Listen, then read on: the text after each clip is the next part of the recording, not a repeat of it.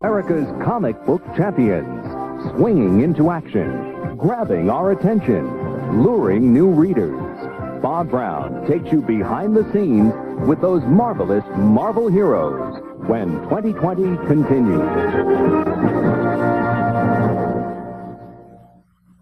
25 years ago, 1961. Now there's a notable year. John Kennedy became president. Alan Shepard became the first American in space. The bikini became fashionable. And Marvel Comics made its debut. Now, for the uninformed, or those of you who were reared on Flash Gordon or Archie or Superman, you may be surprised to learn that Marvel Comics is now the king of America's comic book publishers. They've done it despite a lot of heavy competition, and they've had to keep pace with changing tastes. How did they pull it off? Well, strap yourselves in. Bob Brown is going to tell us.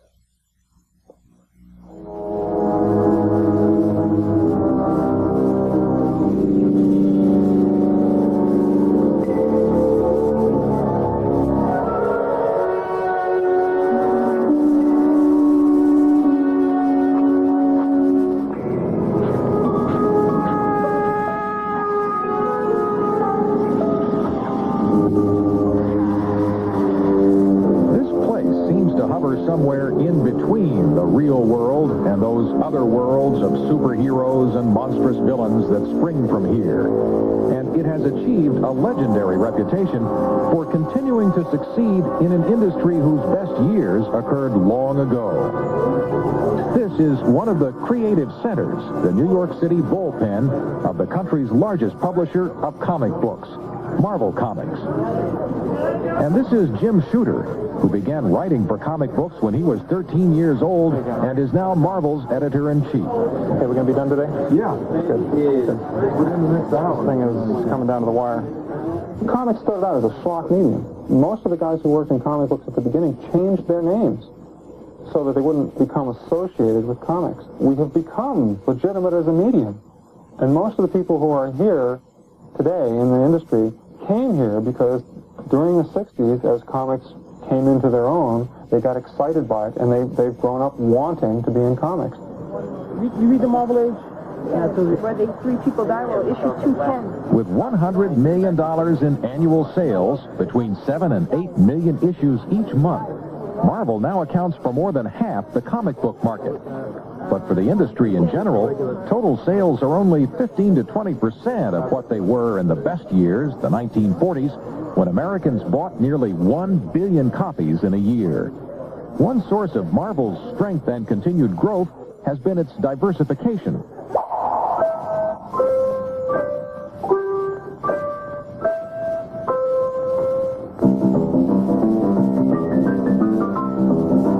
The company publishes 12 of the 15 top-selling comic books, supported by regular in-house heroes such as Spider-Man and the Incredible Hulk, but also cashing in on outside trends, winning the rights to do Star Wars comics and Care Bears and G.I. Joe.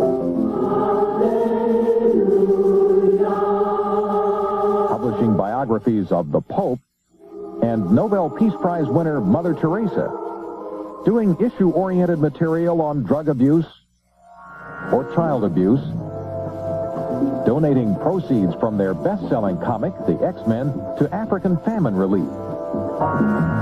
Tapping the teen and adult market with issues like The New Mutants and slick publications called graphic novels. And there's more. Good, okay. Over on the other side of the country, Marvel is in TV and the movies. It's a trap! We've been set up! These people are recording the voices for what will eventually become an animated Saturday morning cartoon produced from Marvel's Hollywood offices. Get me down, fools! Get me down! Yeah, okay, but a little more angry. You'd be really angry. The company is currently churning out 250 half hours of animated series, as well as 3 feature-length cartoons, keeping a lot of executives occupied in weighty discussions. You mean they're normal-looking? They're normal-looking cuffs. When they get the shrinky duff, they shrink and they grow the ears. Right. And Production head Margaret Lesh is presiding over a casting session for the characters perched cutely at the other end of the table, the Shrinky Dinks. We don't know yet whether the Shrinky Dinks will make it into the Marvel stable of characters. More importantly, it's time now to introduce you to one more character at this meeting. The man in the sunglasses, a creative supervisor without whom everything we've just shown you and the history of comic books in general would be a far, far different story.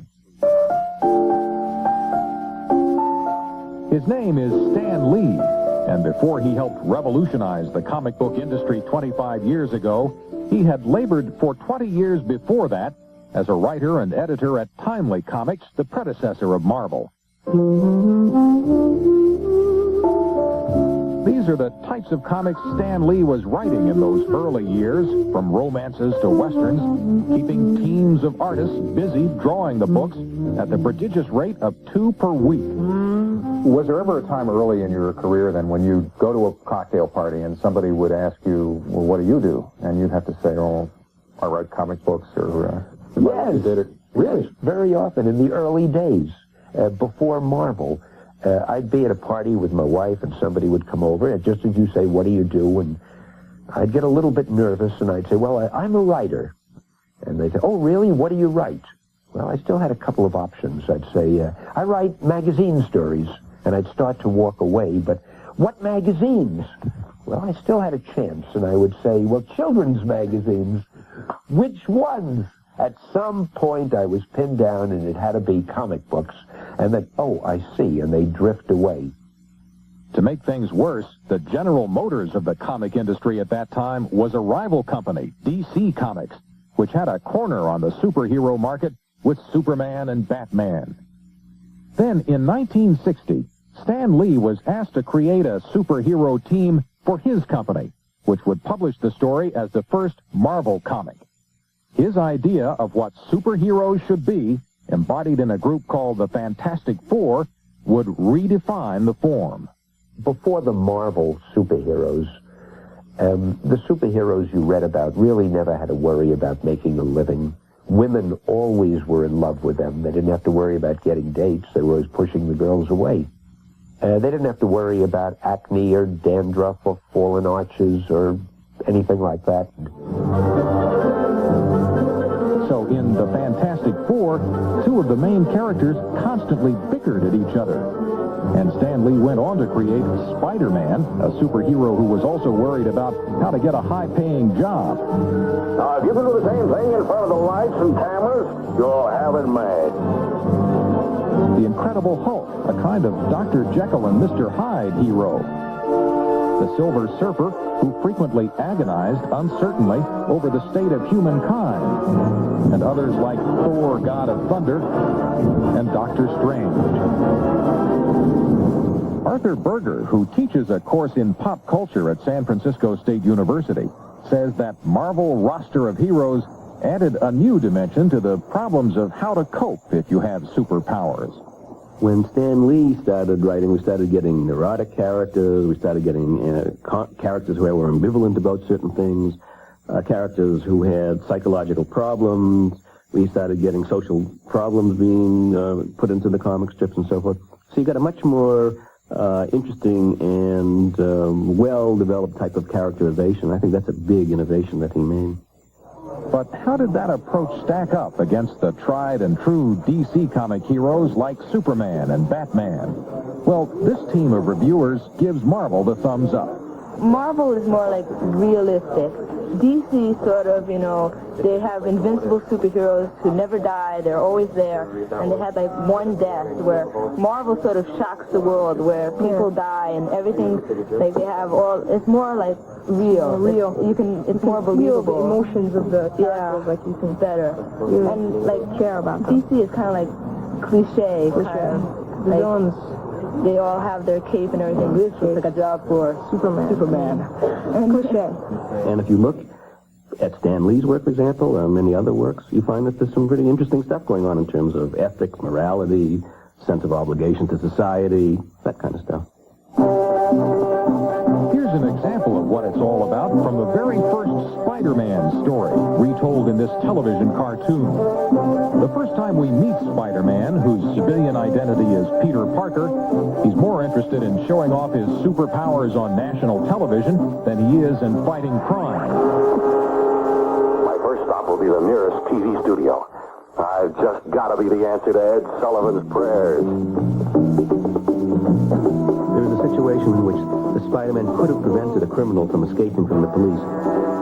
Stop! Please! Stop, please! You in the costume, grab him! If he makes it to the elevator, he'll get away! But he was so self-centered and involved in himself that he didn't bother. What's with you, mister? All you had to do was trip him or hold him just for a minute. That's your problem, not mine. That criminal then killed his uncle. The fugitive who ran past me the other day. The one I didn't stop when I had the chance. He'd come up with a very powerful statement about the necessity of people to be involved in society and not just to sort of just look at themselves and be egocentric. If I only had tackled him when I had the chance.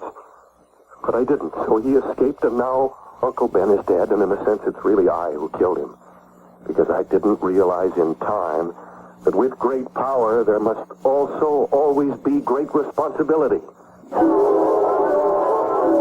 And there are other lessons that Marvel Comics have managed to add into the story. Vocabulary.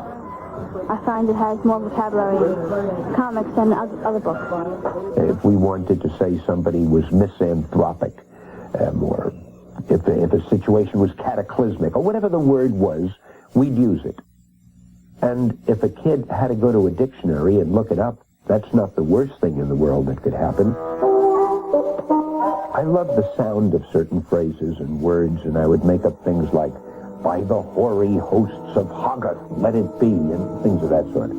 By the shades of the shadowy seraphim and the crimson rings of Ragnarok. And anyway, I remember one kid said, I'm doing a term paper on the incantations of Dr. Strange, and I'm comparing his incantations to the ancient writings of so-and-so, and when did you first read those ancient writings? And I didn't know what he was talking about. I had never even heard of them, but I learned one lesson. If you try to make it seem credible and believable, it is almost impossible to write anything that people won't read much more into than you yourself ever intended.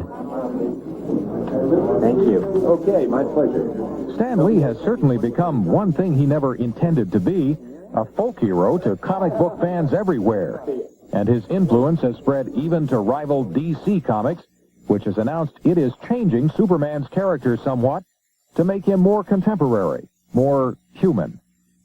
Some comic book fans have referred to the changes as Marvelizing Superman. Since moving to work at Marvel's production center in California, Lee has acquired a home with a pool, a pair of sunglasses we never saw him take off, and a position as an elder statesman with the folks back at the Marvel offices in New York. Stan still contributes to special issues. And then another thing you might jot down, Jim. On page 13, he had his helmet on, and he's fighting the Hulk.